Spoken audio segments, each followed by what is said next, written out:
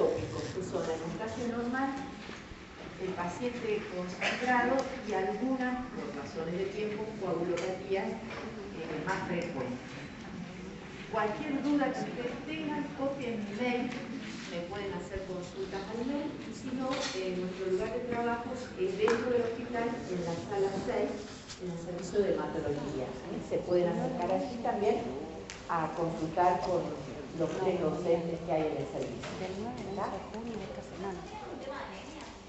La doctora, no sé qué tema es, pero la doctora que daba clases hoy por un problema personal me pidió un cambio de jueves por jueves.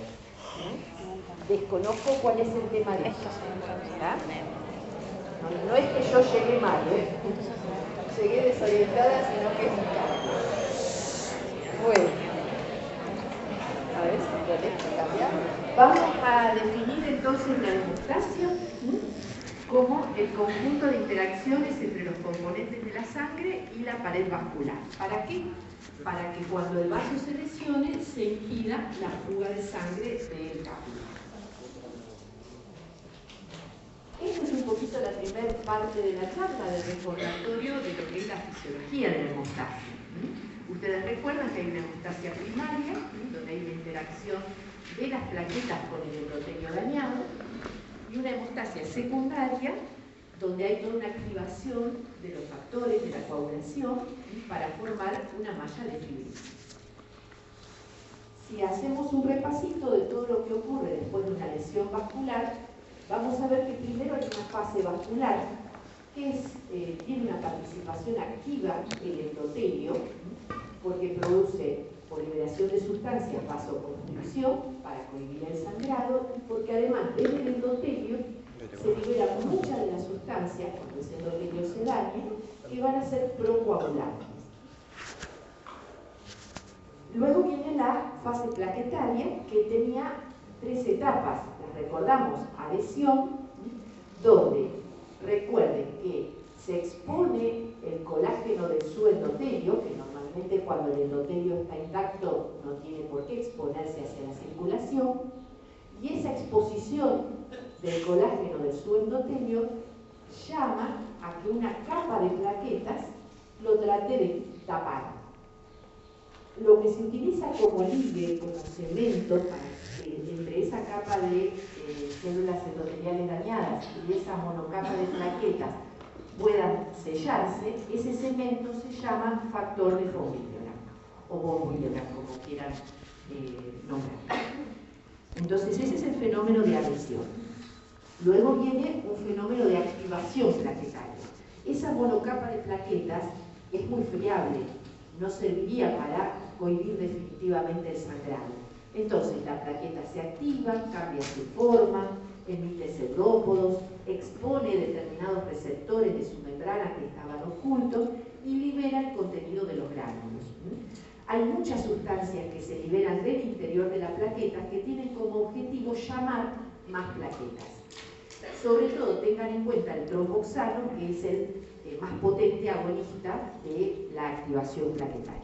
Y posteriormente viene el fenómeno de agregación, donde más plaquetas se unen a esa monocapa de plaquetas y el ligue que van a utilizar el cemento para que plaquetas se peguen con más plaquetas es el fibrinógeno. Y ahí ya se forma un tapón plaquetario un poquito más firme.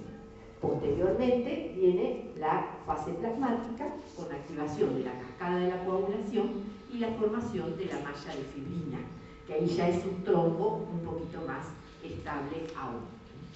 Le hago una salvedad. Ahora vamos a repasar la cascada de la coagulación, pero si uno va a ver bibliografía más nueva, se va a encontrar que eso que nosotros estudiamos hace tiempo de la vía intrínseca y extrínseca, la vía renal común, realmente ha caído en desuso. Se sigue utilizando porque tener en cuenta las vías es muy útil para estudiar un problema, un paciente que viene con un problema de sangrado, o sea, saber qué test de laboratorio valora cada vía. Pero en realidad hoy existen teorías, digamos, más dinámicas, en donde esto no ocurre en forma de cascada, de secuencias, sino que va ocurriendo todo simultáneamente y en el mismo lugar. Tanto la adhesión, la agregación, la activación de factores, la formación de trombina, que es lo que luego va a dar origen a la malla de fibrina. De todas maneras, como forma didáctica, la desdoblamos en cascadas o en eventos como que van sucediendo uno detrás del otro. Bueno, en esta lámina intento mostrar un poquito la plaqueta. Fíjense, el endotelio, que sería lo rosa, se daña, expone lo azul, que es el subendotelio, glicoproteínas de la membrana plaquetaria se exponen para fijarse a ese subendotelio utilizando el factor Bowyer. Y luego que se libera el contenido de los gránulos, más plaquetas se unen y fíjense que se exponen determinados receptores de la membrana y el ligue, el cemento, es el fibrinógeno. La vía intrínseca arranca con lo que se llamaba fase de contacto, donde interviene el factor 12, el 11, el factor 9, el cofactor 8, todo esto ayudado por fosfolípidos que se obtienen de la membrana plaquetaria, que son como el soporte donde ocurre la activación de todos estos factores, y siempre la presencia de calcio. Y por el lado de la vía extrínseca, básicamente es el factor tisular que hace que se active el 7 y también en un soporte fosfolipídico que le brinda la membrana plaquetaria y en presencia de calcio, activan alines. De ahí en adelante arranca la vía final común. El 10 activa la protrombina, la convierte en trombina, y el fibrinógeno, primero en monómero de fibrinas, luego en polímeros de fibrina, y el 13, que es el último de los factores en activarse, es lo que hace que la fibrina forme una malla bien firme, difícil de disolver. Decimos que el sistema de coagulación es un sistema dinámico, en donde van participando proteínas que se van activando, en presencia de coenzimas como son el factor 5 y el 8. Siempre piensen que todo esto no ocurre en el aire, ocurre sobre un soporte que se lo brindan los fosfolípidos de la membrana de las plaquetas. Recuerden como órgano generador de todos estos factores o de la mayoría de estos factores al hígado, porque después cuando vean un hepatópata van a ver que va a ser deficitario de muchos de estos factores, salvo el factor tisular, el factor 8 y el factor von Willebrand, el resto de los factores se sintetizan en el hígado. El factor 8 y el factor von Willebrand se sintetizan fundamentalmente en el endotelio, y en el caso de von Willebrand también los megacariocitos en la médula ósea.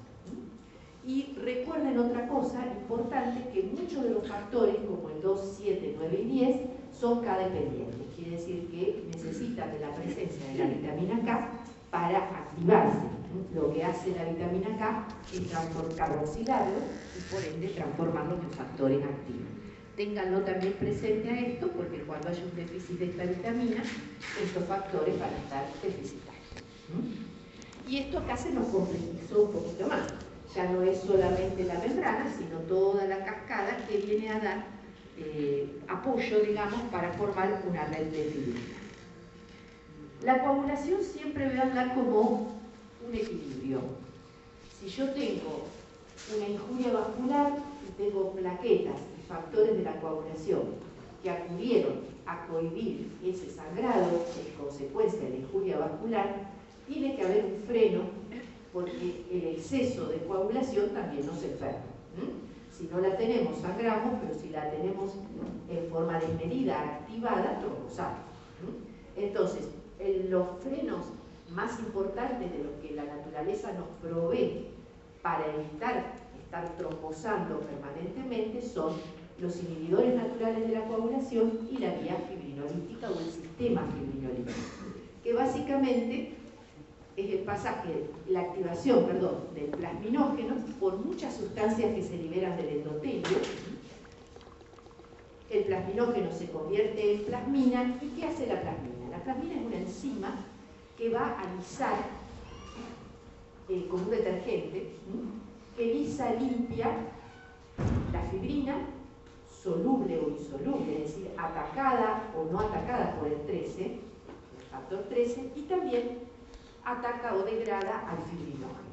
Esto es importante que lo recuerden porque muchos test de laboratorio que nosotros habitualmente en clínica médica pedimos surgen de entender esto, que cuando la plasmina degrada el fibrinógeno, lo que quedan son productos de degradación del fibrinógeno. Cuando la plasmina degrada a la fibrina, pero esa fibrina todavía media débil, no estabilizada por el factor 13, lo que queda son los productos de degradación de la fibrina. Ahora, cuando la plasmina va a degradar a esa fibrina ya estabilizada por el factor 13, el resultado final son los dímeros D. Un test de laboratorio que muchas veces pedimos para saber si hubo una activación de la cascada de la coagulación.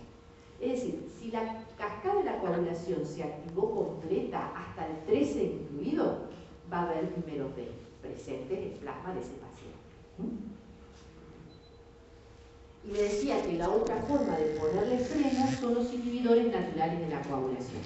Acá no esperan que se forme el coágulo y después lo degradan. Acá le van poniendo frenos a la activación de los factores. La antitrombina, que en los libros más antiguos lo van a encontrar como antitrombina 3, hoy en día directamente se llama antitrombina, que fundamentalmente inactiva la trombina, pero en menor medida otros factores de la coagulación, como el 10, el 11 y el 9, y el complejo proteína SC. Recuerden que así como el factor 2, 7, 9 y 10 dependen de la vitamina K para la síntesis, el complejo proteína SC también es una proteína K dependiente. O sea que cuando no tenemos vitamina K, no tenemos factores de la coagulación K dependiente, pero tampoco tenemos algunos inhibidores K dependientes como es el complejo proteína SC.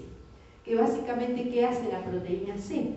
En presencia de una sustancia que también libera el endotelio, que es la trombomodulina, y ayudada por un cofactor, que es la proteína S, va a inactivar a los cofactores de la coagulación, que eran, ¿se acuerdan?, el 5 y el 8. ¿Está? Entonces,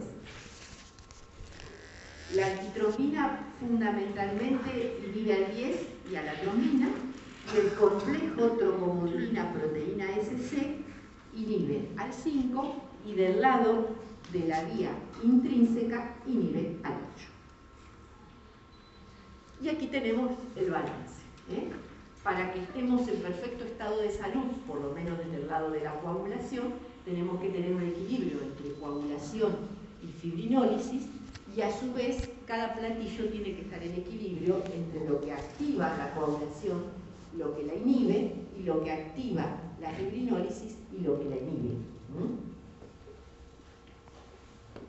Bien. Este es un breve repaso de algo que quizás alguna vez hemos leído, escuchado o estudiado. Vamos a entrar en nuestro tema, que son las diátesis hemorrágicas.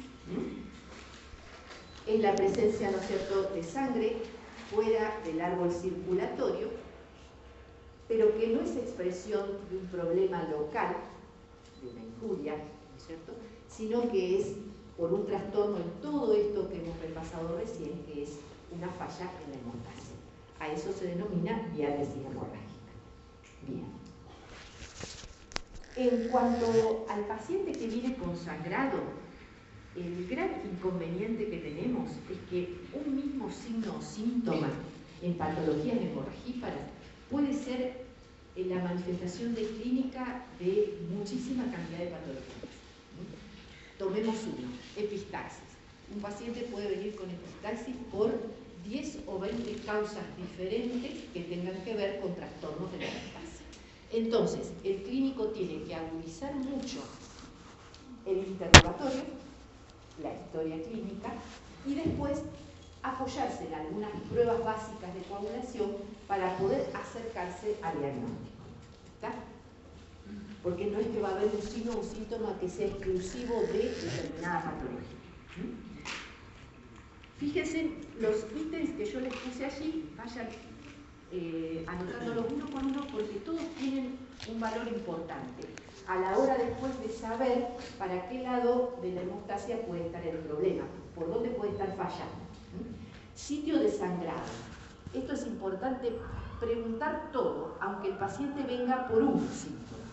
Es decir, si ese paciente viene con epistaxis y yo me quedo con tratar de buscar causa de epistaxis, a lo mejor él no me cuente que además de epistaxis le salieron unas manchas en la piel, o que tiene hematuria, o que sangra por materia fecal, o que sangra por las encías, o que cuando tiene menstruaciones son abundantes, o tiene hipermenorrea, o bien tiene una metrorragia.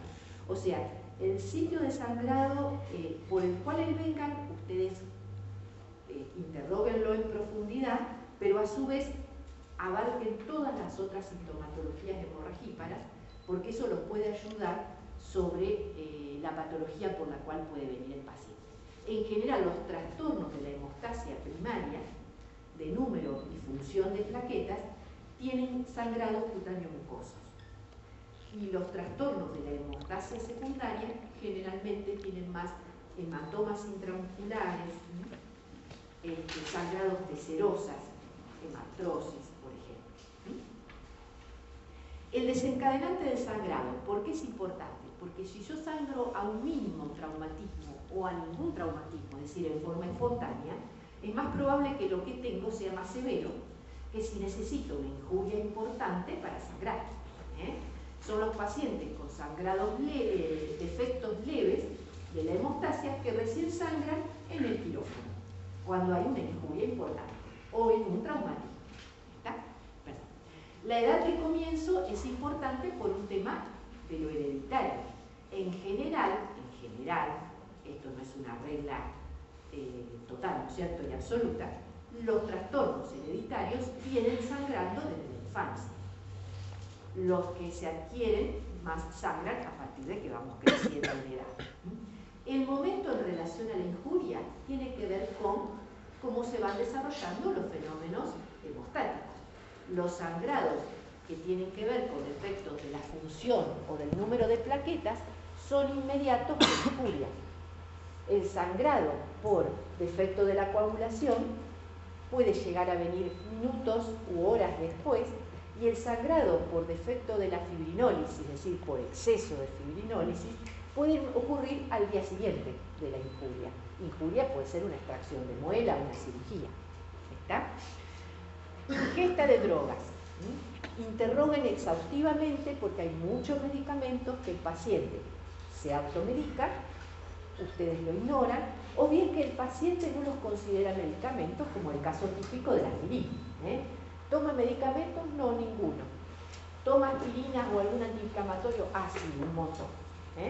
Entonces eso el paciente a veces hay que preguntárselo directamente, inducirlo al interrogatorio. El antecedente familiar. Si yo estoy frente a el hijo de un hemofílico que en edades tempranas comienza con sangrados, por ejemplo, en serosas, porque el hemofílico es un defecto de la hemostasia secundaria, si estoy frente al hijo es muy probable que esté ese antecedente hereditario, ¿cierto? Y patologías médicas, la clínica médica. Fíjense, déficit de vitamina K y hepatopatía, por lo que habíamos dicho recién. La mayoría de los factores se sintetizan en el hígado, algunos requieren de la vitamina K. Enfermedades renales, porque la uremia altera la funcionalidad de las plaquetas. Las enfermedades febriles, muchas de ellas pueden cursar con trastornos hemorragíparos. Las enfermedades inmunológicas. Las hematológicas, ¿por qué? Porque o altera la producción de plaquetas, o ustedes van a ver en los teóricos de mieloma, de síndromes mieloproliferativos que vienen dentro de un tiempito más adelante, van a ver que hay defectos de la funcionalidad de las plaquetas y hay defectos en el pasaje del fibrinógeno a fibrina, en estas patologías.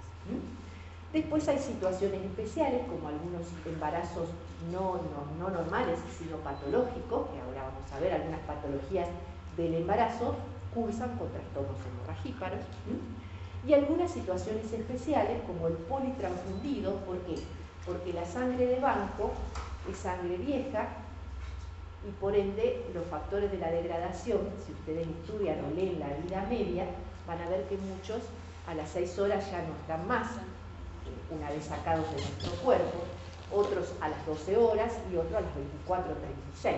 O sea que una sangre que está depositada en el banco de hace 2 o 3 días, en la heladera, ¿no es cierto?, y es transfundida en cantidades abundantes a un paciente, por ejemplo, que viene por un accidente de tránsito o politrauma, produce una carencia de factores por dilución que puede llevar a algunos trastornos hemorrágicos. Y la circulación o circuitos extracorpóreos, porque son superficies anómalas contra las que chocan los factores y las plaquetas y a veces se consumen o se activan. Luego que lo interrogamos bien, teniendo en cuenta estos ítems principales, pasamos al examen físico. Definir las lesiones fundamentales y hacer un examen físico completo por el hecho de que no es lo mismo un paciente con petequias que a su vez tiene poliadenopatías de hepatosplenomegalia, que alguno que está en el contexto de una enfermedad inmunológica. No viene mal hacer un repasito de qué es una petequia, porque muchas veces nos derivan a hematología pacientes con petequias que no son petequias. La petequia es una lesión puntiforme que aparece en el tejido subcutáneo por extravasación, que nunca duele, nunca pica, no es sobrelevada, tiene la característica de que no desaparece a la vitriopresión. Es decir, si yo sobre la lesión pongo alguna superficie transparente y hago presión, no desaparece porque es una extravasación de sangre. Lo que sí puede cambiar de color por un tema de degradación de la hemoglobina. Las más viejitas suelen adquirir un color hoja seca, un color pardo. Las nuevas son más rojizas. Y búsquenla siempre en los sitios de roce, de compresión, medias, ropa interior, el elástico, o búsquenla en un paciente que deambula en las zonas de más declive y en un paciente que está en un postrado permanente en la zona sacra.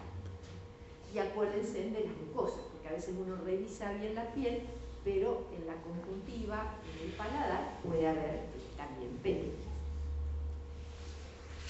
No sé si se alcanzan a ver bien. Cuando las petequias, la lesión puntiforme, confluye, no da un hematoma, como siempre decimos. Eso se llama equimosis. Hematoma es una colección intramuscular de sangre. El paciente le dice moretón, pero nosotros en la historia clínica tenemos que poner equimosis.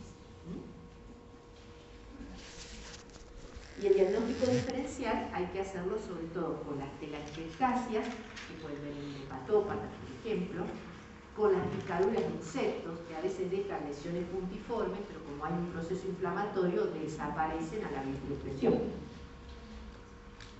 Bien, una vez que interrogamos, revisamos, como cualquier paciente de la clínica médica, ¿no es cierto?, y le hacemos una correcta historia clínica, yo les decía que a veces con eso solo no llegamos a decir, este paciente vino con este síntoma porque tiene tal patología. Tenemos que auxiliarnos en algunas pruebas de laboratorio. Y aquí tienen un cuadrito con las pruebas básicas, es decir, las pruebas que no deberían faltar en el estudio de un paciente que viene con sangre. Un recuento de plaquetas, que ahí tienen los valores que se consideran normales, por encima de 150.000. Eso no quiere decir que un paciente con 100.000 plaquetas sangre.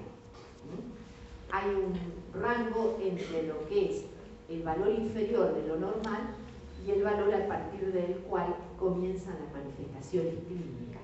O sea, en ese caso podría ser un hallazgo.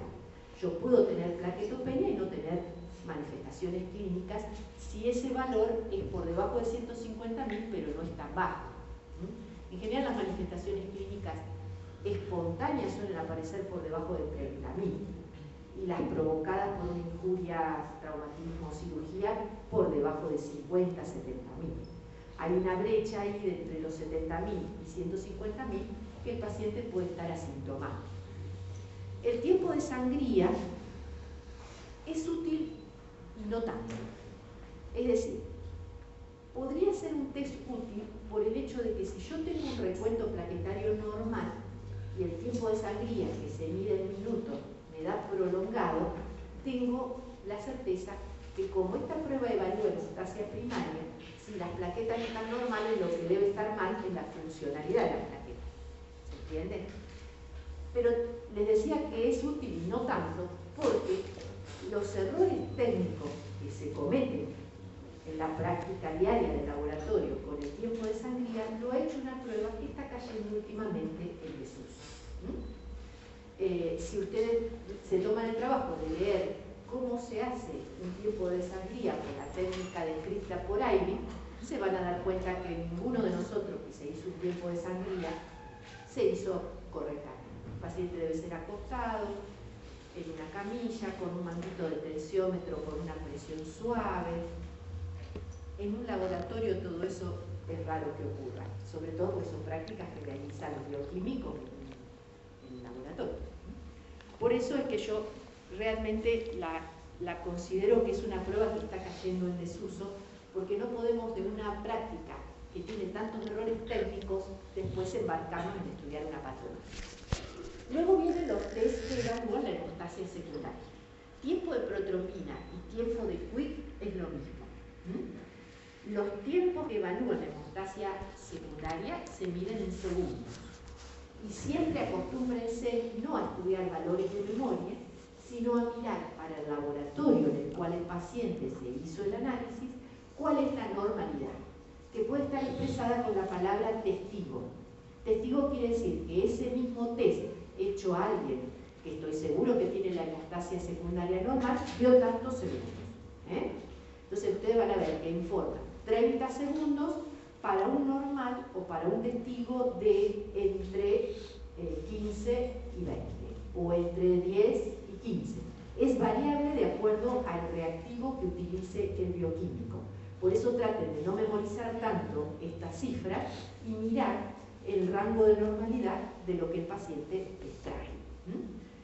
El tiempo de protrombina dentro de la hemostasia secundaria mide lo que es, ¿se acuerdan que estaba de este lado? La vía extrínseca y la final común. El KPTT o APTT es lo mismo, es tiempo parcial de tromboplastina activada y mide lo que estaba de este lado, la vía intrínseca y la final común. También se mide en segundos, también tiene su testigo. Y el pasaje de fibrinógeno a fibrina lo mide el tiempo de trombina. El bioquímico aporta trombina, entonces lo que pase con el paciente de la trombina para arriba en la cascada de la coagulación no se mide. Solo el paciente aporta el fibrinógeno y la trombina lo va a transformar a ese fibrinógeno en fibrina. Estos serían los test que no deberían faltar en el screening de un paciente que sangra. Son pruebas muy básicas y es como decimos para empezar. Después, de acuerdo a lo que venga alterado, iremos viendo que en cada patología hay pruebas específicas. Otra aclaración, pueden encontrar que en vez de informado el tiempo de protrombina o tiempo de Quick en segundos, venga informado en porcentaje. Es lo que se conoce como tasa de protrombina. Interprétenlo al revés. ¿Qué quiero decir? Más segundos tiene el paciente, quiere decir que más déficit de la vía extrínseca va a tener y por ende la tasa de protrombina es más bajita. Si una tasa de protrombina normalmente es 70, alguien que tiene un tiempo de protrombina largo va a tener una tasa más baja de 70. Pero es lo mismo, es una forma diferente que tienen los bioquímicos de expresar el mismo test. Bueno, y arrancando con el tema de patologías hemorragíparas, yo por una cuestión de tiempo trato de ver las más frecuentes y dentro de las más frecuentes sin perder el objetivo del cursado que es atención primaria. Quizás algunas las nombremos, las van a tener que estudiar en algún otro momento del cursado o de la vida como profesional, pero son algunas más del resorte de la intervención, ¿cierto? Bien, púrpuras o síndromes purpúricos. Tienen una característica especial, como es un defecto de la hemostasia primaria, provocan sangrados cutáneos mucosos. Y hay una forma de clasificarlas, que es en púrpura trombocitopénicas, es decir, cuando hay un descenso en el número de plaquetas, y no trombocitopénicas, cuando hay o un defecto de la pared vascular o un defecto en la funcionalidad de las plaquetas. ¿Está? A su vez, la trombocitopénica, ¿por qué puede ocurrir? Porque esas plaquetas tienen un defecto en la producción. Ahí tiene la foto de un megacariocito, que es la célula que en médula ósea produce las plaquetas. Entonces ahí van a tener todas las patologías medulares que pueden llevar a que no se pueda desarrollar correctamente un megacariocito y producir correctamente plaquetas. Son las que se llaman púrpura trombocitopénicas a megacariocíticas. No es la idea de hoy estudiar las patologías medulares, porque la van a ir viendo a la medida que se van agregando teóricos. Un mieloma, una leucemia aguda, por ejemplo, una aplasia de médula, algo que infiltre la médula, le va a dar una disminución de los megacariocitos y plaquetopenia. Las megacariocíticas, es decir, donde la médula ósea tiene una correcta producción de plaquetas, pero algo le pasa a esa plaqueta que en sangre vive menos. Una plaqueta vive alrededor de una semana. Si algo acorta esa vida media a horas o a menos días, tenemos las púrpuras trombocitopénicas megacariocíticas, que puede ser por un mecanismo inmunológico o no, después vamos a ir viendo, ¿tá? Pero son las que son por vida media de la plaqueta acortada. Algunas palabritas muy breves esto de patologías vasculares. La pared del vaso puede estar dañada por algún defecto congénito, ¿no? Dilataciones como en el retroosler, defectos del tejido conectivo. Hay muchas enfermedades que son sindrómicas, o sea que tienen otras manifestaciones además de los sangrados, que pueden generar defectos en el tejido de sostén de la pared del vaso y provocar trastornos hemorrágicos. Por ejemplo, el Marfan lo ven en cardiología porque tienen también algunas valvulopatías aórticas y demás. Son enfermedades de síndromes. Las adquiridas tienen que ver con sustancias que se depositen en la pared de los vasos, lo debiliten, o que el propio tejido de sostén de la pared del vaso esté debilitado por un defecto en el colágeno. Uso crónico de corticoides es una razón. Las causas inmunológicas como la enfermedad de Henoch, que la van a ver mucho en pediatría y también en adultos jóvenes. La edad, el envejecimiento, la púrpura senil, la que tienen los abuelos, sobre todo en las zonas de roce. Las por depósito de amiloide, en algunas patologías que cursan con amiloidosis, ¿está? En la desnutrición severa, en el déficit de vitamina C, como es el escorbuto, que ya casi no se ve, en la mecánica por fricción. En toda púrpura vascular, tengan en cuenta que cada patología que provoca una púrpura vascular tiene una distribución geográfica dentro de la anatomía del cuerpo, me refiero, muy característica. Por ejemplo, la del senil o la del corticoide es más en los sitios de roce, la del escorbuto suele ser las petequias alrededor de los folículos pilosos. Tiene una distribución específica. En algunos casos hay que recurrir a la anatomía patológica para su diagnóstico, no siempre. Puede estar el agente causal, caso del uso de corticoides, por ejemplo, pero algo que es muy importante, las púrpuras vasculares, este es el concepto sobre el cual me voy a detener nada más para no llenarnos de información. Las púrpuras vasculares deben tener un estudio básico de la coagulación normal. Plaquetas normales, tiempo de protrombina normal, KPTT normal, trombina normal. Si no, no es una púrpura vascular, tiene otra cosa. ¿Está? Acá, perdón. Por ejemplo, el Retroosler tiene la distribución geográfica alrededor de la nuca y son todos familiares. O sea, uno cuando conoce un miembro de la familia después empieza a buscar otros y también lo tienen, o en los dedos. en el pulpejo de los dedos. El Renbunder toma todo el tubo digestivo y generalmente viene al clínico por anemia ferropénica, porque tiene pérdidas crónicas de sangre. Ah, sí, esta manchita la tengo desde que nací. Por ahí pasa de largo el diagnóstico. El corticoide que decíamos, o la senil, que son los sitios de exposición, el escorbuto, que es sobre los folículos, y el Genoch, que suele tener una distribución así en la zona de glúteos y miembros inferiores.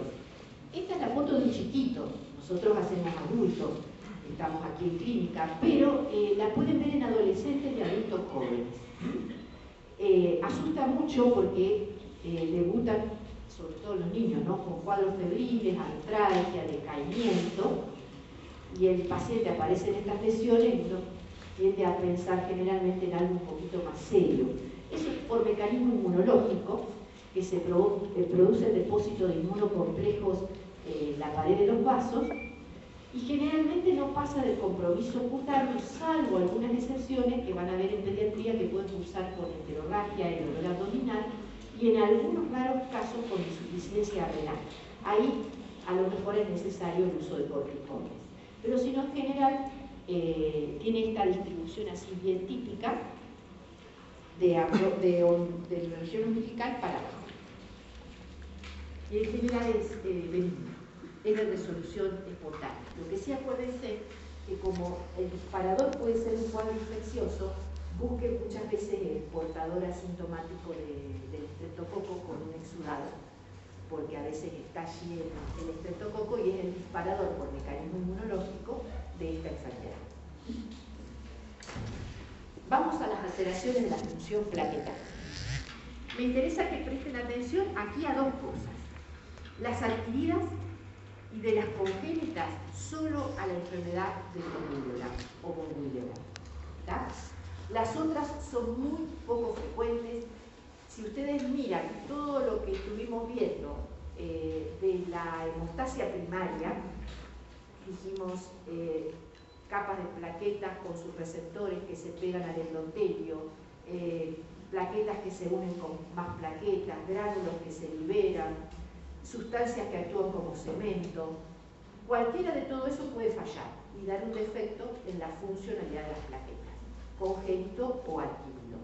De lo congénito, por lejos, lo más frecuente es la enfermedad de von Willebrand. Por eso yo creo que en medicina uno tiene que, cuando hay tanto, fijar como concepto lo que por estadística es más frecuente, que ahora la vamos a ver con un poquito más de detenimiento. Pero no se olviden de las adquiridas, que a veces por no interrogar bien se nos pasan de largo. La uremia dijimos que altera la funcionalidad de la plaqueta. El hepatópata también tiene alterada la membrana de muchas células y puede alterar la membrana de las plaquetas y funcionar mal, porque tiene trastornos en la síntesis de lípidos, el hepatópata, y los fosfolípidos de la membrana plaquetaria no son la excepción. Cuando vean los teóricos, decía yo, de mieloproliferativos, de mieloma y demás, van a ver que hay defectos de la funcionalidad de las plaquetas. Interroguen al paciente. A veces se embarcan a hacer una vuelta de estudio y en realidad está tomando un antiinflamatorio, y esa es la razón por la cual tiene inhibida la ciclooxigenasa, inhibida la síntesis de tromboxano, y por ende no puede funcionar bien esa plaqueta. Hay otros fármacos, hay algunos antibióticos y antiarrítmicos, pero son mucho menos frecuentes. Los AINES son los que más frecuentemente alteran la funcionalidad de la plaqueta. Fíjense, el 1% de la población puede ser portador de la enfermedad de von Willebrand. No es tan raro. Lo que pasa es que de ese 1% se enteran menos porque algunos heredan déficits muy leves que pasan desapercibidos. En general, los que tienen manifestaciones clínicas son déficits moderados o severos. Por eso se divide en tipo 1, 2 y 3. El tipo 1 es una disminución leve del factor von Willebrand. El tipo 3 es un defecto severo en la cantidad de von Willebrand. Y el tipo 2 son los defectos en la calidad del von Willebrand. Está en cantidad, pero no en calidad. ¿Qué hace el factor de von Willebrand? Recuerden que esto es importante para poder entender los test de laboratorio que están alterados en esta enfermedad. No solo pega la monocapa de plaquetas al endotelio dañado, sino que sirve de transportador del factor 8, de la coagulación. ¿Está? Memoricen esto para ahora interpretar los test de laboratorio. Lo producen las células endoteliales y los megacariocitos se almacenan en las células endoteliales, en los cuerpos de Palader, y se almacenan los gránulos de las plaquetas. Y de ahí se liberan cuando se necesita.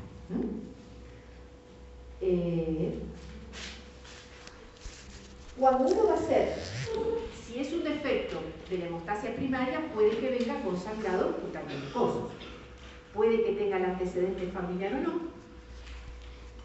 Cuando va a hacer los test de laboratorio se encuentra que a veces siempre van a estar normales las plaquetas del número.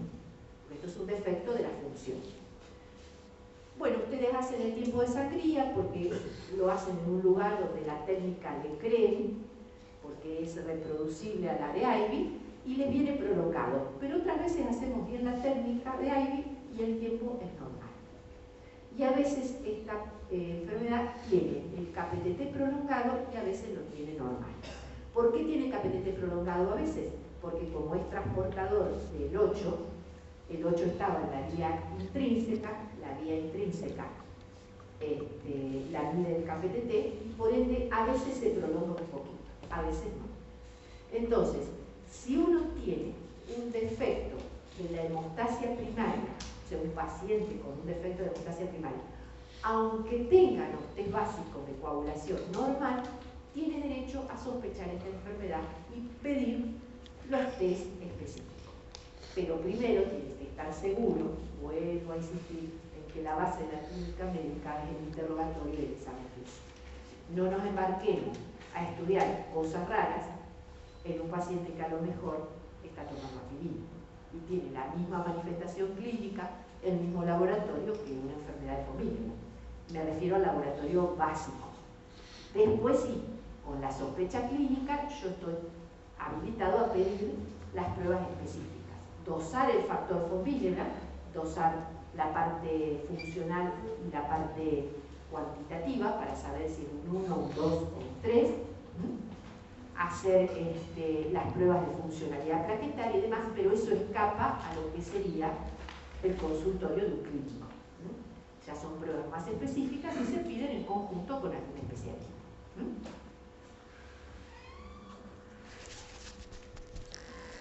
¿Cómo trato yo una enfermedad de von Willebrand? Le tengo que administrar lo que le falta, siempre y cuando lo necesite, porque yo diagnostico la enfermedad, pero si en ese momento no está con sintomatología que justifique un tratamiento, no lo trato.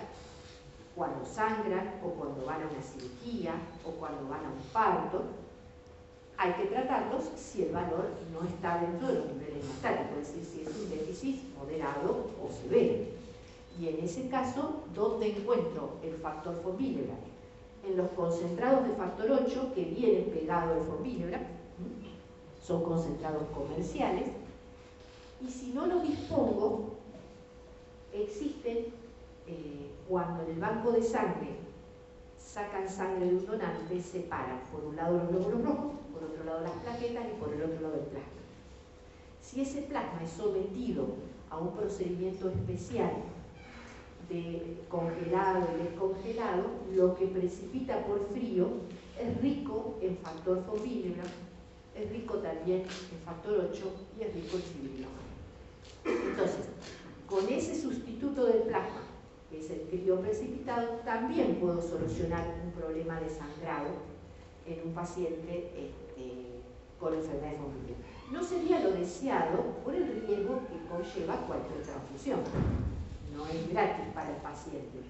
Me refiero no desde el punto de vista económico, sino desde el punto de vista inmunológico, desde el punto de vista infectológico. Es una transfusión de un hemoderivado. Pero bueno, cuando no hay el preparado comercial, se puede recurrir a los crioprecipitados. Otra cosa que van a ver ahí en la pantalla es la desmopresina, que es la hormona antidiurética.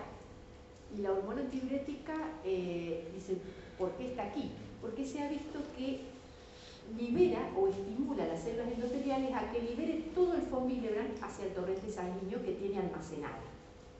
Entonces, en un caso leve o moderado, el exprimirlas puede hacer que esas células me liberen todo lo que tienen almacenado y transitoriamente el nivel en sangre suba para llevarlo a lo mejor a una cirugía menor o a un sangrado no de tanta cuantía. No debería utilizarse el plasma fresco porque es totalmente desmedido utilizar un pool de plasma que tiene rico en un montón de factores a un paciente que solo le falta una cosa. En los avances en el banco de sangre, en hemoterapia y en la tecnología de lo que deriva de los hemoderivados, justamente radica en tratar de transfundirle al paciente lo que le falta para no ser tan dañino con una transfusión. Y acuérdense que todo lo que sea cavidad oral, nasal, las mucosas tienen mucha activación de la vía fibrinolítica. Entonces a estos pacientes los ayuda mucho a agregarles un antifibrinolítico, vía oral o tópico, porque les inhibe la fibrinólisis y hace que el coágulo sea más firme. Bueno, los diagnósticos diferenciales lo van a hacer con otros defectos de la función plaquetaria. Existen enfermedades adquiridas, anticuerpos contra el factor von Willebrand que simulan una enfermedad hereditaria. Y con la hemofilia leve, la verdad que el diagnóstico es muy raro que se confunda, porque por más leve que sea un hemofílico, le falta mucho el factor 8. Y el KPTT se prolonga mucho. O sea que es raro, pero bueno, puede existir esa posibilidad. ¿Sí? Vamos a pasar de este lado del grafiquito a las púrpuras que son trombocitopénicas. Y dijimos que las amegatariocíticas son patologías medulares que hoy no vamos a ver y nos vamos a centrar en las que tienen megatariocito, es decir, que tienen médula sánica. Dijimos que las podemos subclasificar en inmunes y no inmunes. Cuando no se sabe cuál es la causa, se dice que es idiopática, una púrpura trombocitopénica inmune. Idiopática es la enfermedad de Werloff en los libros más antiguos, o es secundaria a algo, que puede ser ese algo. Es decir, algo que disturbe nuestro sistema inmune y desarrolle anticuerpos contra una sustancia propia, como son las glicoproteínas de la membrana plaquetaria. Ese algo puede ser un fármaco, una colagenopatía, una neoplasia, hematológica, como son los linfomas, leucemia linfática crónica, o no hematológica, cáncer de colon, de ovario, que disturbe, no que afecte la médula, porque acá la médula no tiene nada que ver con la producción, que disturbe, provoque disturbios del sistema inmunológico y desarrolle anticuerpos contra las plagas. De los fármacos la lista es larga. Estén tranquilos en casa, la red de cualquier libro. La heparina, algunos diuréticos, antiarrítmicos, anticonvulsivantes. Y las no inmunológicas, es decir, la vida media de la plaqueta está acortada, pero no hay un anticuerpo que sea el causante del problema. ¿Acá qué puede ser? Que se me estén muriendo más de la cuenta en el vaso. Que haya un hiperesclerosis. Una vez que la plaqueta alcanza 7 a 10 días, por envejecimiento va a morir al sistema macrofágico, fundamentalmente al vaso. Pero si hay una hiperfuncionalidad del vaso, van a morir más precocemente.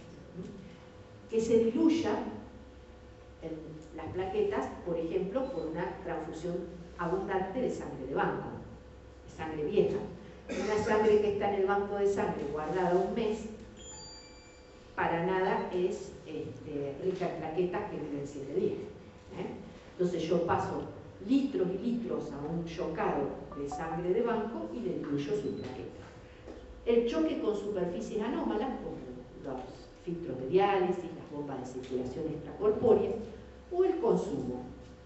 Y ahí está el gran capítulo de las coagulopatías por consumo, que si tenemos tiempo la vemos y si no, no, porque no son de atención primaria de la salud, porque son patologías que están en un contexto de gravedad clínica, que no vienen caminando al consultorio. Una púrpura trombocitopénica trombótica, un leve coronolítico, una coagulación intravascular diseminada. Quizás el inicio lo vean ustedes en el consultorio, pero el desarrollo de toda la coagulopatía ya está internado.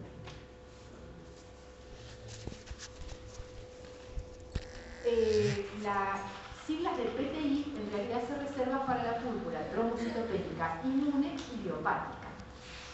Y si en idiopática, como todo lo que no conocemos en medicina, le ponemos ese rótulo, debemos descartar causas secundarias, si no, no estamos frente a la idiopática.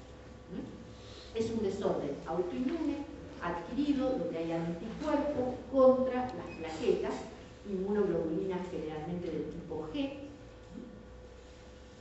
Es una enfermedad que se ve más frecuente en mujeres que en hombres, en edad media de la vida, pero también la pueden ver en niños. Aquí el examen físico debe ser totalmente normal, rara vez provoca una leve esplenomegalia, pero puede tener un vasto totalmente normal en tamaño, me refiero.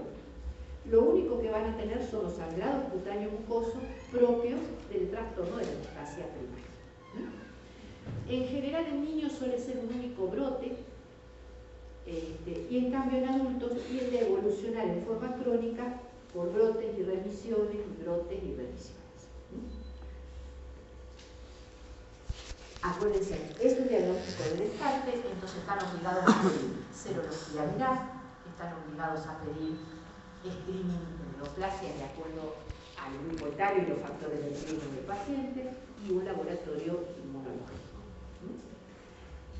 Dentro de las pruebas de coagulación, acuérdense que solo hay plaquetopenia, no hay trastorno de hemostasia secundaria, por ende los tiempos de coagulación, tiempo de protromina, KPTT y tromina van a estar totalmente normales. Si ustedes hacen una punción de médula, hay megacariocitos y abundantes porque está tratando de compensar la médula aumentando la producción. Y una cosita que a los clínicos les encanta pedir son los anticuerpos antiplaquetarios, pero en eso no se apoyen para el diagnóstico. Si viene positivo, fantástico, pero si viene negativo, la mayoría de los pacientes con PTI y plaquetopenia severa tienen anticuerpos negativos, antiplaquetarios, porque no alcanza el test a poner en evidencia la presencia de anticuerpos. Entonces, un test negativo de anticuerpos no descarta el diagnóstico. Acuérdense, esto es importante. Cuando se trata, esta patología creo que es una patología que ustedes en el consultorio externo la van a ver mucho. O sea, que de todas las patologías hemorragíparas que hoy estuvimos viendo acá, vayan rescatando para su práctica clínica, la enfermedad de Willebrand puede ser una, los efectos adquiridos de la función plaquetaria puede ser otra, pero la plaquetopenia inmune es, creo, la más frecuente de ver. ¿Cuándo tratan? Al paciente que sangra y al paciente que sin sangrados tiene valores de plaquetas por debajo de 30.000, porque ya tiene riesgo de sangrado espontáneo.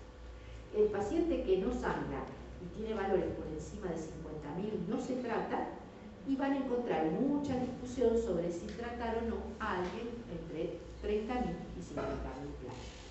Ahí van a evaluar mucho la calidad del tipo de vida que lleva el paciente.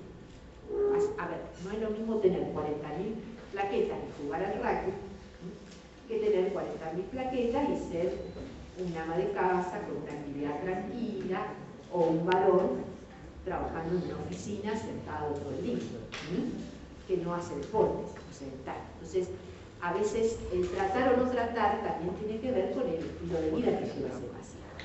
¿Y cómo tratar? Con corticoides como primera línea de tratamiento. Acuérdense siempre, la primera línea de tratamiento es el corticoide.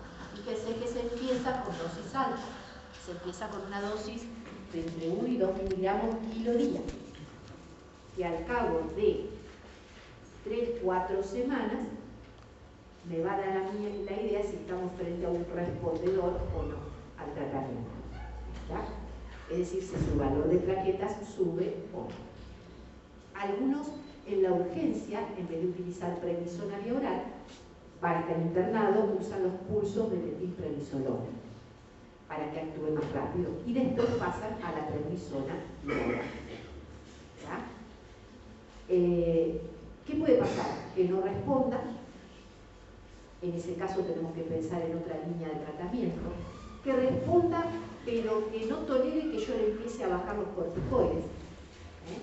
Recaídas cuando empieza el descenso. ¿Cuánto voy a sostener yo el miligramo kilo? ¿Años? No. Entonces a veces yo empiezo con corticoides, hay una buena respuesta, pero cuando empiezo a bajarlo, me recae la enfermedad. Entonces ahí tengo que pensar en una segunda línea. En el no respondedor, el que no tolera el descenso, que respondió pero no tolera el descenso, y en el paciente que por alguna razón desarrolla efectos indeseables de los corticoides que se tornan inmanejables. Diabetes descontroladísima, no sé, glaucoma, hipertensión, algún efecto que realmente no se pueda manejar clínicamente. La segunda línea de tratamiento son, en general, es la esplenectomía. Es decir, yo no voy a inhibir la producción de anticuerpos, pero sí saco el sitio donde el complejo antígeno-anticuerpo se va a destruir, que es en el vaso. Como son inmunoglobulinas G, el vaso tiene receptor para las inmunoglobulinas G, entonces le saco el órgano destructor. La plaqueta va a vivir más tiempo, pegada al anticuerpo, pero la sobrevida va a aumentar. Y van a aumentar los niveles en sangre de plaquetas. ¿Tá? Otro escalón de tratamiento son todos los inmunosupresores que a ustedes se les ocurran, incluidos los monoclonales, anti-CD20 y demás. La inmunoglobulina endovenosa, que la van a ver ahí como parte del tratamiento, es muy efectiva, pero es muy fugaz su efecto. Y uno no puede vivir haciendo infusión de inmunoglobulina endovenosa. Entonces la reservamos para la urgencia hasta que haga efecto el corticoide, o la reservamos para el paciente que se va a esplenectomizar porque fracasó el corticoide. En ese caso suben, el cirujano lo opera tranquilo y después ya está esplenectomizado y no necesita más inmunoglobulina. Algunas cositas para recordar sobre el paciente esplenectomizado, que como clínicos no deben ignorar, que existen las vacunas antineumococo, meningococo. El neumococo puede ser que hay dos tipos de vacunas diferentes y hay que ponerles las dos, porque son para cepas diferentes, meningococo y hemofilia. Como esto es una esplenectomía programada, conviene, cuando uno ya va viendo que el paciente no anda bien con corticoides, vacunar. Es distinto al accidente de tránsito que le sacan el vaso porque se le rompió, que a ese se vacuna en el postoperatorio. A este que lo vamos programando, lo vacunamos antes. Si es posible, 15 días antes como mínimo. Recuerden que de por vida va a ser un inmunodeprimido, se esplenectomice por la razón que sea, acá por la PTI, pero por lo que sea, y debe estar alertado sobre los cuadros febriles que debe consultar precozmente, porque hay, son pocos, pero hay reportados sepsis hiperagudas por inmunosupresión en pacientes esplenectomizados, con una alta mortalidad. ¿Está? Y otra cosa que deben recordar son los vasos accesorios.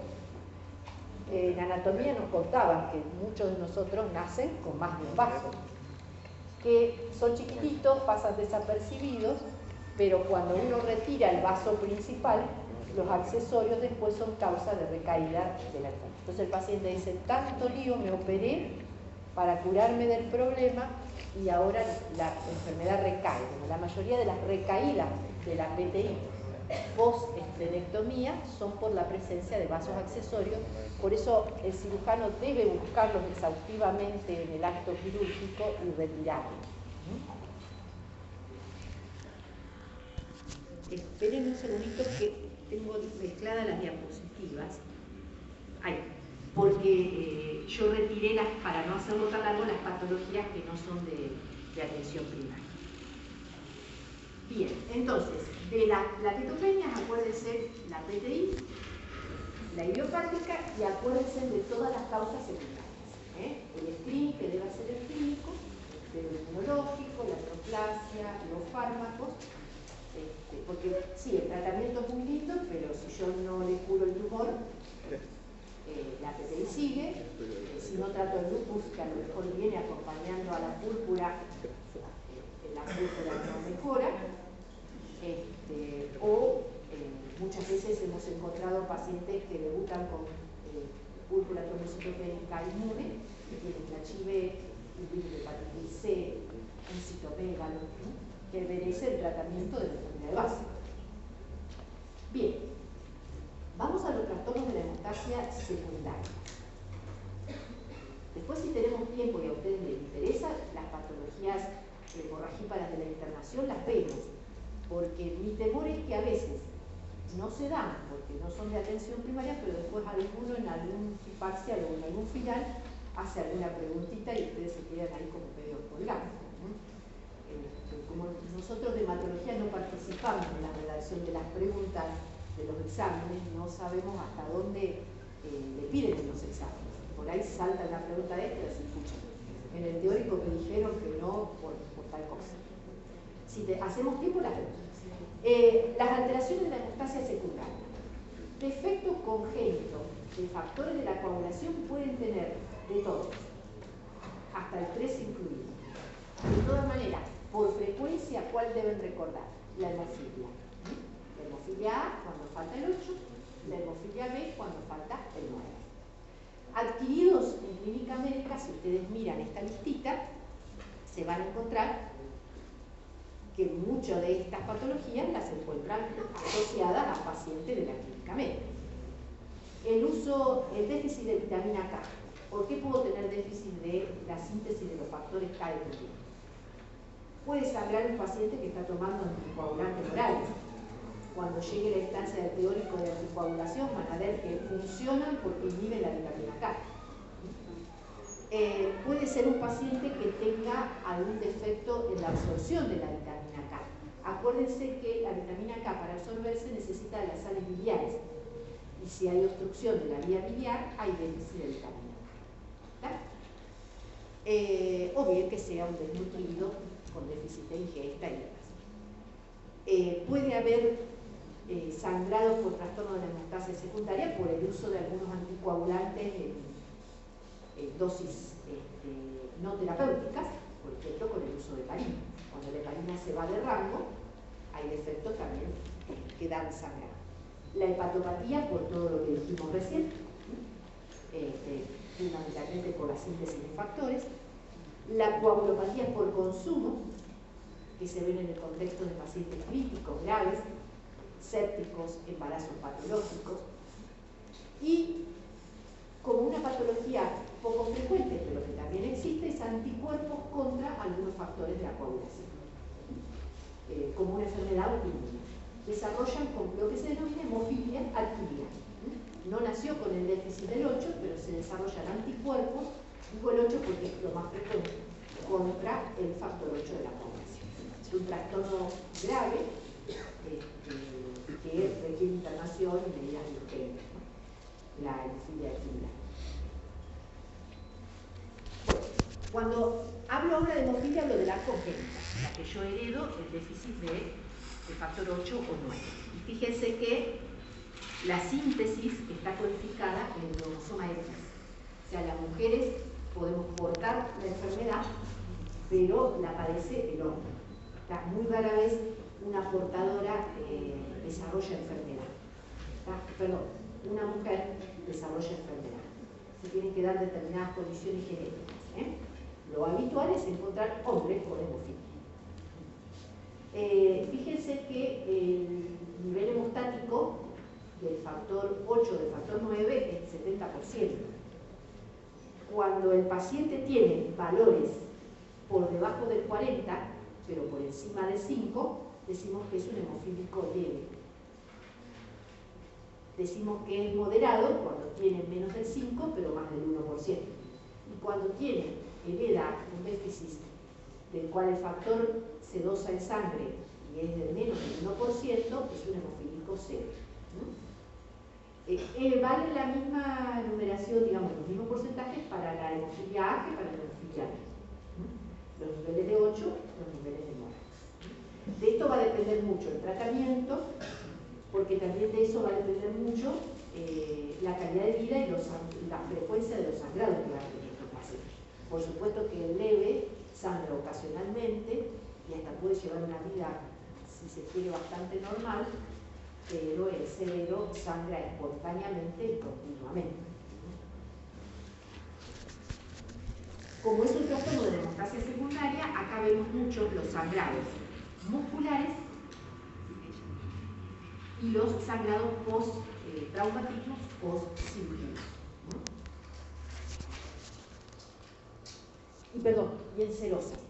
Sobre todo en serosas que recubren las articulaciones. Por eso yo, para que ustedes recuerden, puse dos fotos. El hematoma de psoas, pero que puede ser de cualquier otro músculo. ¿Por qué elegí el psoas? Porque es el más difícil de diagnóstico. O sea, diagnosticar un hematoma de un músculo de la pantorrilla es bastante más fácil que diagnosticar un hematoma de psoas. Piensen en todo paciente que ingrese a una guardia con dolor abdominal o no, hemofílico, ¿no es cierto?, que ha tenido un traumatismo o no, porque el hemofílico severo a veces hace hematoma del psoas espontáneo, que tiene una actitud de su cadera que no la puede estirar y está como flexionada y rotada y le duele cuando uno quiere estirar. El movimiento de estirar la pierna fracciona el psoas, como está el hematoma allí, es un signo bastante característico. La irritación peritoneal no siempre está, porque es retroperitoneal el psoas. Entonces, por ahí diagnosticar un hematoma intraperitoneal, la sangre irrita mucho y da una peritonitis terrible, o sea, es fácil diagnosticar una peritonitis.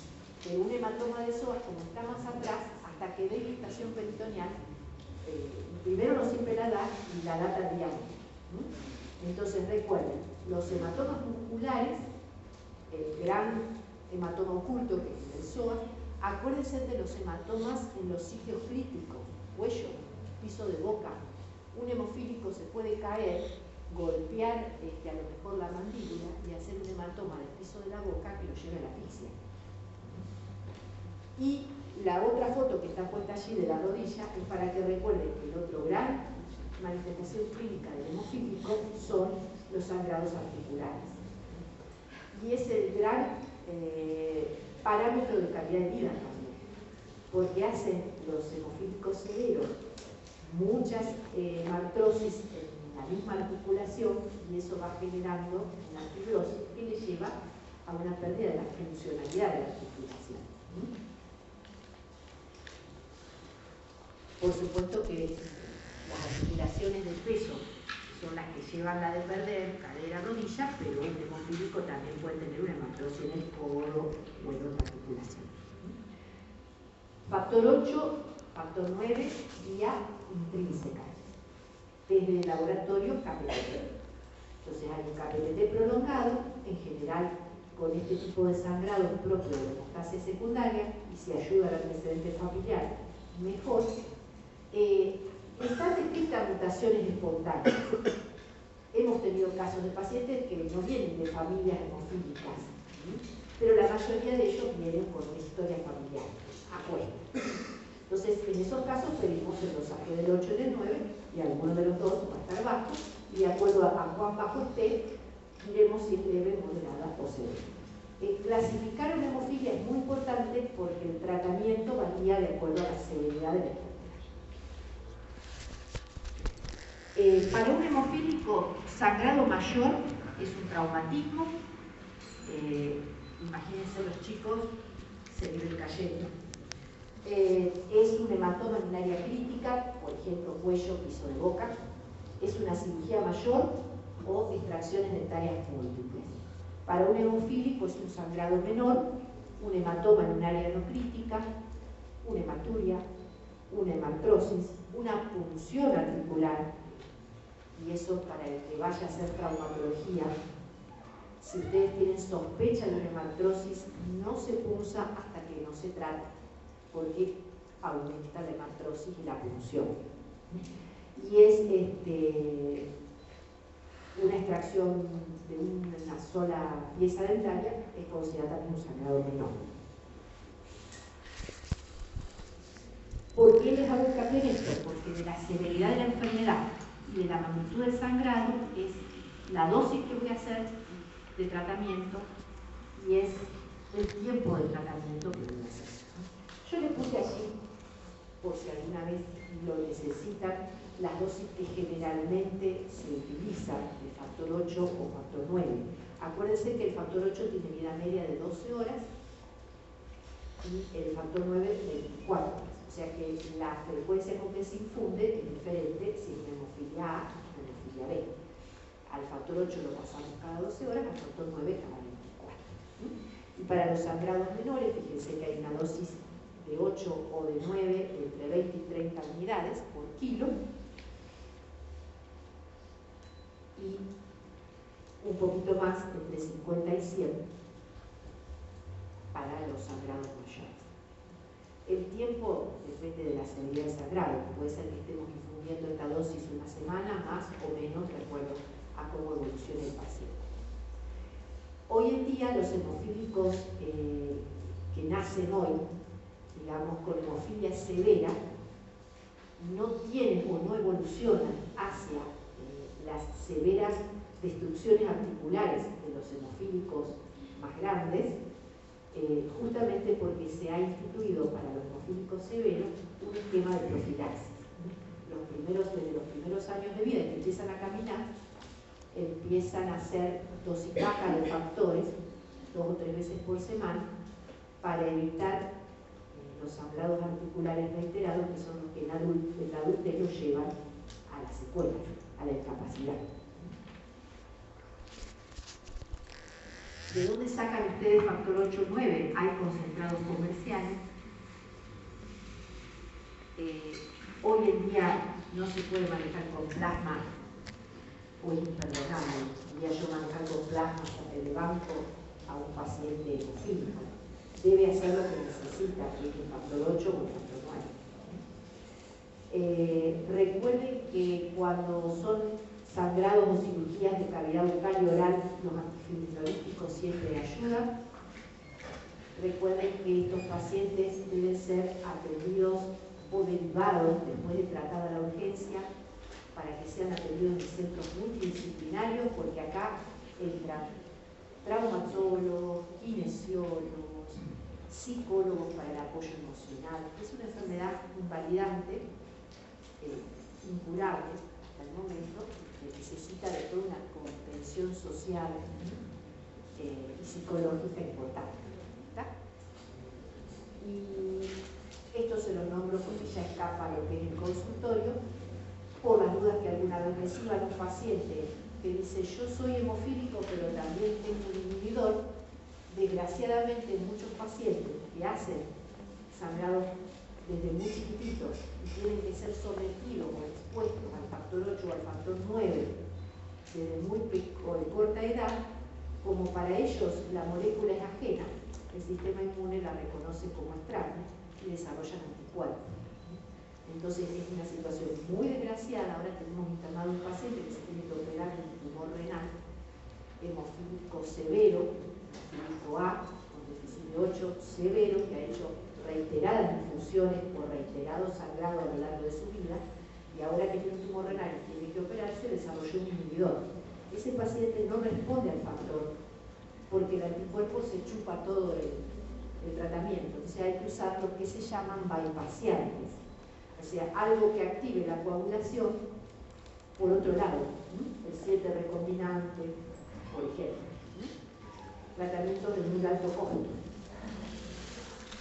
Esto lo voy a pasar de largo porque es de internación, y me quería detener en el hepatópata, porque el hepatópata está internado, pero también está en el consultorio. Está en ambos. Fíjense todas las cosas por las cuales un hepatópata puede sangrar. A veces uno piensa nada más hígado, síntesis de factores, trastorno de la hemostasia secundaria.